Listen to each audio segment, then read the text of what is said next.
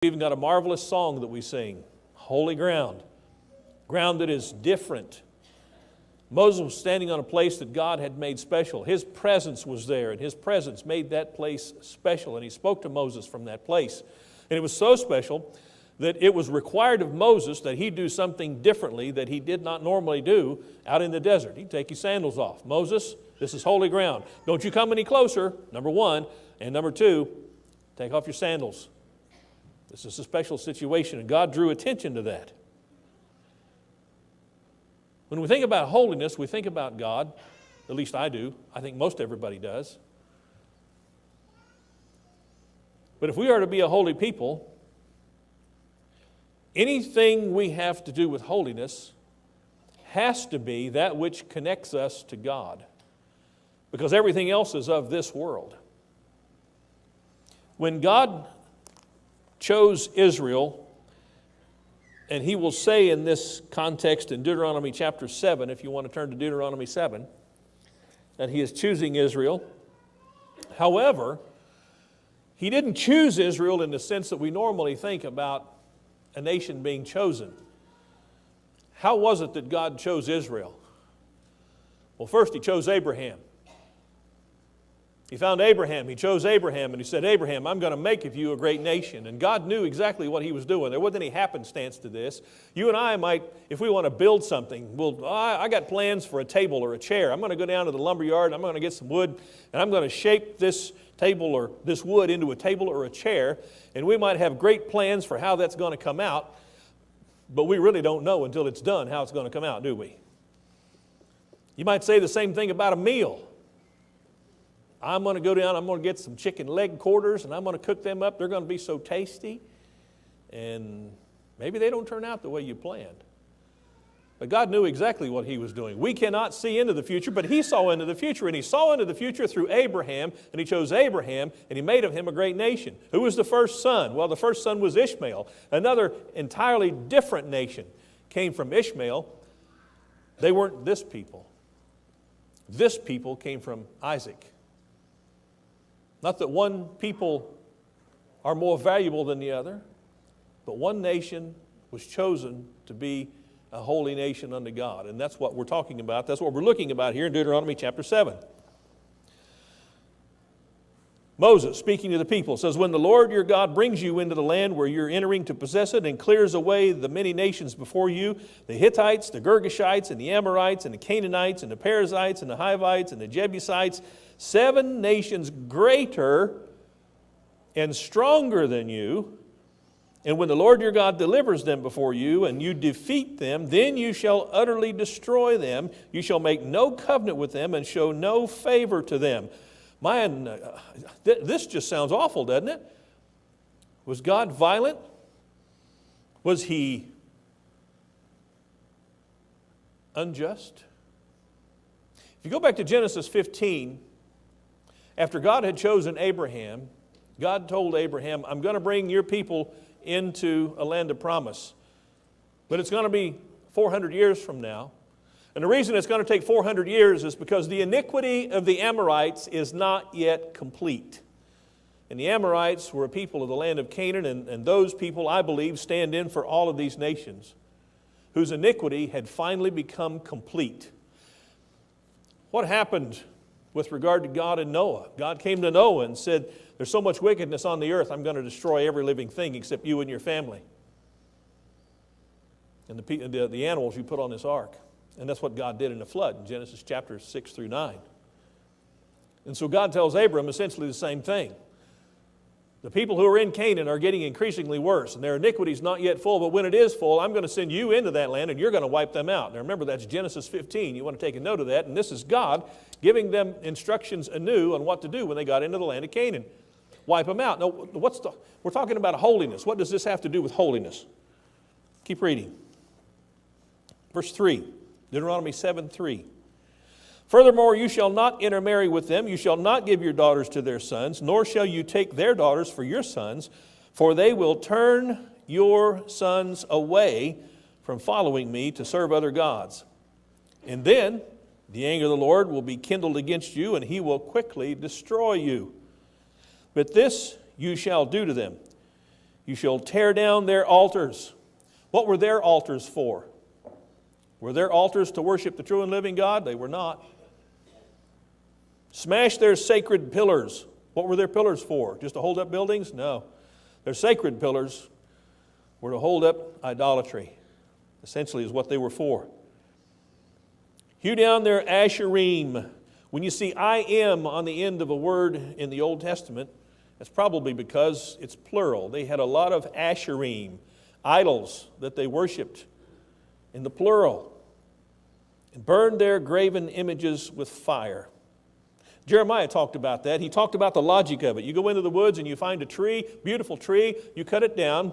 You take some of that wood from that tree and you put it in the fire to make your bread and to warm your house. Then you take the same tree, you take wood from that other side of the tree and you carve it into an idol and you bow down and worship it. Jeremiah said, where's the sense in that? And God is saying exactly. That's what these people were doing. And it wasn't just that they were wrong religiously. Their wrong religion caused them to practice perverted types of sensuality. Do your own research on the religions of Canaan and find out what kind of people they were based on what they believed about God and these idols. Verse 6, God says, do all of this, for you are a holy people to the Lord your God. The Lord your God has chosen you to be a people for His own possession out of all the peoples who were on the face of the earth. The Lord did not set His love on you, nor choose you, because you were more in number than any of the peoples, for you were fewest of all peoples. But because the Lord loved you and kept the oath which He swore to your forefathers, the Lord brought you out by a mighty hand, and redeemed you from the house of slavery, from the hand of Pharaoh, king of Egypt. God is choosing for Himself a people, and He wants them to be a holy people, holy unto Him, separated unto Him, special unto Him, sanctified, set apart unto Him, not for the rest of the world, not for the ways of the world, not to blend in with the world, but to be very separate and very distinct. So separate and so distinct that when they come into the land of Canaan, they're supposed to wipe out the people who were there, because those people have for hundreds of years been a horrible, evil influence. Now, I, for one, I don't know about you, but I'm glad that God did not give that to the church. There wouldn't be many people left. But it's interesting to me also, and probably it is to you, that God did not tell Israel, you go all over the world doing this. God told the Israelites, I've got a land prepared for you. It's for you. I've intended it for you. It's got your name on it. There's some people living there now, and they're wicked. They're evil. When their cup of evil gets full, I'm going to send you in. You're going to wipe them out. Don't leave any of them, and especially don't intermarry with them. When you find their religious trinkets, their altars, their graven images, destroy them. Destroy them. Wipe them out. Because they will keep you from being holy, and I want you to be a holy people unto me. What makes something holy? If you want to be holy, can you make yourself holy? I find that an interesting question. Where am I going to get the answer? The only place I can get an answer for something like that is out of the Scriptures. Now, God says He's chosen them to be a holy people, but if we want to talk about us as the church, let's go to the New Testament and let's look at Colossians chapter 1. Colossians chapter 1, there are several passages that talk about holiness and being holy and things that are holy, various things in the New Testament that are said to be holy. But I want us to look at how we become holy from Colossians chapter 1. This is what Paul writes to the church at Colossae, starting in chapter 1, verse 21. Although you were formerly alienated and hostile in mind, engaged in evil deeds. Does that sound familiar? Doesn't that sound like the way God described the Canaanites, the Hittites, the Hivites, all those other ites there in Deuteronomy chapter 7?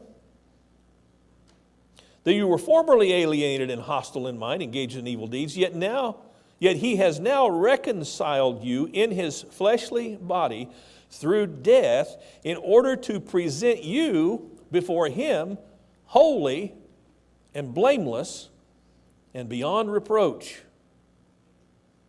Now that's not the end of what he says, but let's stop for a minute and just look at what he has said.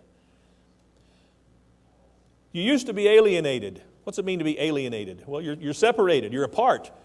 You don't have a relationship. You can't approach to God. You were hostile in mind. You ever get hostile in mind towards God?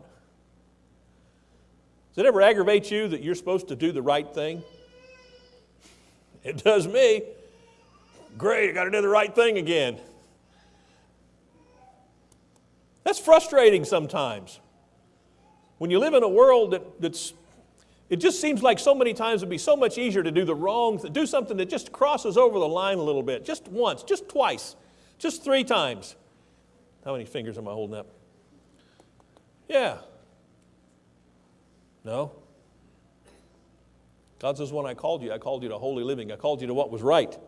And Jesus is the one who has paid the debt for us. It says he has reconciled us in his fleshly body. What does it mean to reconcile people? That means you bring them back together. We were alienated, we were apart, we were separated, but now we have been reconciled to God. Now, if we are brought to God and he's holy, what's that going to make us? It's going to make us holy. It's going to make us separated and set apart because he's called us out of the world. And if we come out of the world, we won't be part of the world, we'll be separate from the world. And he's done that through his body, through death. And he did it, I like the way Paul puts it. I better like the way Paul puts it because it's right. To present you before him. I cannot present myself to God making myself holy. God has to do that for me. You can't make yourself holy. God has to do that for you. We can choose to move in that direction, but he's the one who has to do it for us.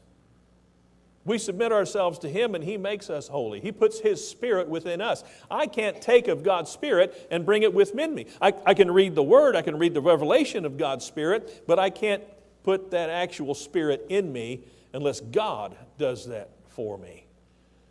And when God does that for me, that sets me apart from everybody else in the world. If you are a member of the Lord's church, if you've been buried with Christ in baptism, God has put his spirit in you, and that has set you apart from everyone else in the world. Do you believe that? He looks at you differently now. I used to use this illustration. I think I've used it here. It's especially good to use when you're at the end of a service and you're trying to convince people that they need to become Christians. And you take a couple of pieces of money. What have I got here? Well, I got $200 bills here.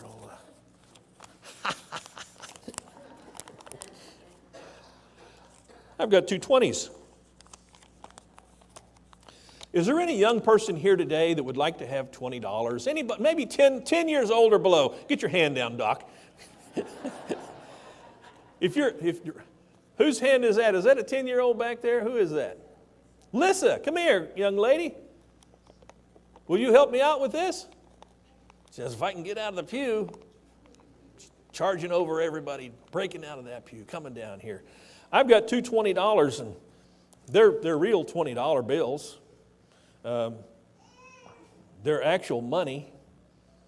One has a particular serial number on it that is different and distinct from the other serial number, but that doesn't mean it's worth any less. They're just different serial numbers. Would you like to have one of these? Which one would you like to have? That one. Are you sure? Okay. That's yours. That's your $20. Now, here's the point that I want to make, and I hope you understand this point. Whose money is that? It's God's. Oh. Because he made the people that ate it. Are you hearing what she's saying? He's saying it's God's because he made the paper that they made into the money. Is that what you said? Yeah. But who's holding it right now? Me and you. Me and you. But whose $20 is that? Mine. That's yours. You didn't get that part wrong, did you? What are you going to do with that? I'm going to save it. You're going to save it. All right. Now, Buy my brother something for his birthday. oh, is he supposed to know that? It's okay if he knows it because you just said it. Yeah. And he's probably listening to it. So, okay, neat. Well, that's fantastic. Now, but, you can do anything you want with that. Why? Because it's mine. Yeah, you get it. You understand. Thank you so much for helping me. Now, whose is this one? That's yours. That's mine. Yeah, this one's mine. Which one's worth the most? Neither, because they're both the same. They're both the same. They're $20. Thank you so much. You take that back and you save it. Don't let any of the deacons get you with that. No.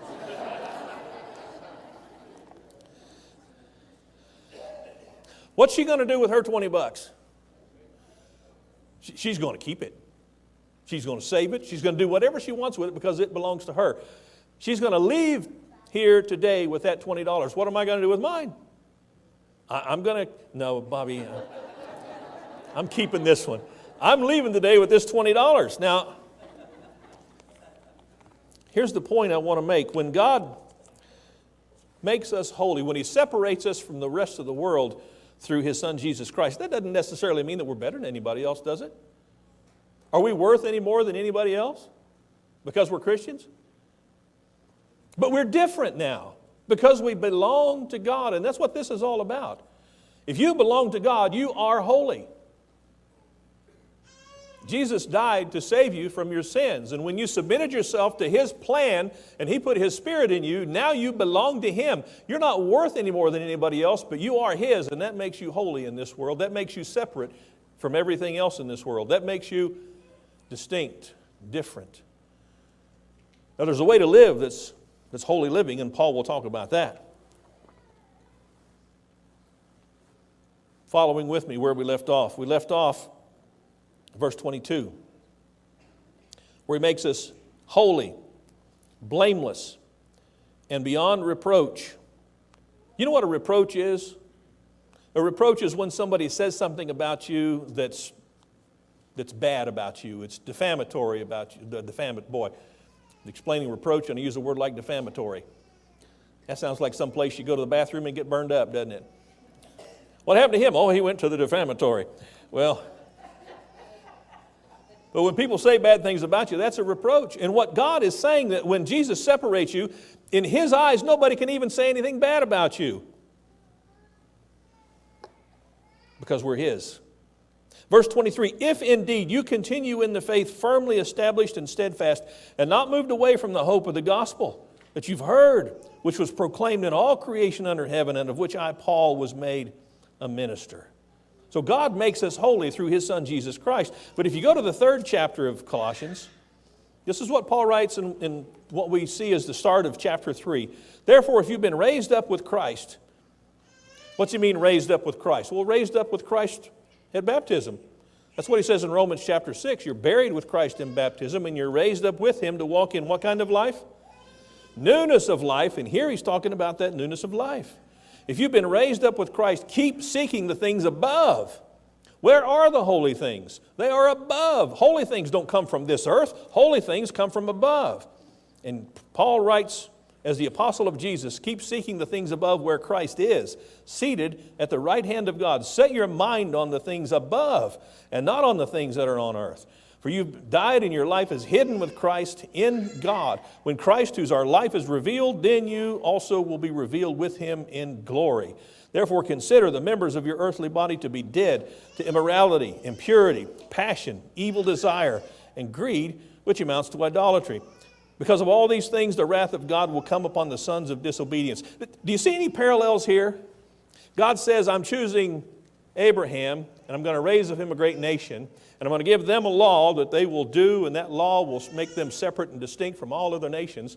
I'm sending them into a place to wipe out the people that are there because they are evil, and they've been evil for hundreds of years. And we're seeing the same kind of thing here. God is saying, I'm making a separate and distinct people for myself.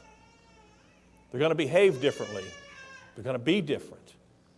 It's not their behavior that will initially separate them. I'm going to initially separate them, but I'm going to put my law in their hearts. That's what he wrote through Jeremiah in Jeremiah chapter 31. That's what Jesus taught. put His law in our hearts. And so He says, set our minds on things that are above, from where holy things come. Do you believe that people in this world know how Christians are supposed to act? Better than we do. Sometimes that's absolutely true. They know. They know. And if you behave like they do, and then you later try to convince them to become a Christian, you know what they're going to be saying? You're a Christian? You behave just like I do. You have the same language. You laugh at dirty jokes and you tell dirty jokes perhaps. You sleep around like everybody else sleeps around. You watch the same dirty movies like I watch dirty movies. You gossip with me about other people. Christians don't do those kinds of things.